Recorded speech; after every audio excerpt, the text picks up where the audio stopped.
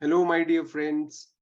Once again, A.S.S Science Foundation is here with a very inspiring story of one of our student, Ankita.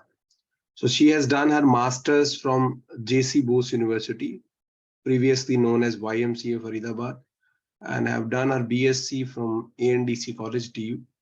She was preparing in live online program with us for NET-JRF in Environmental Sciences and GATE Environmental Science and Engineering.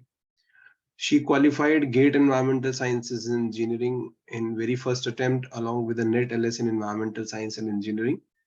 And now she is preparing with the team of experts from our academy for the interview at various places. So on this achievement, the team of A.S.S Science Foundation would like to congratulate Ankita for such a remarkable feat.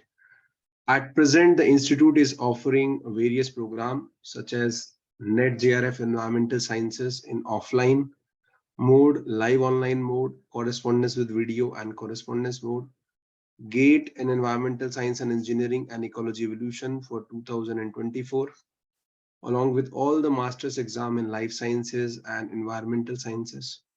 Special preparation is being provided for CPCB Scientist B exam and HPCB Scientist B exam, along with various other entrances and interview.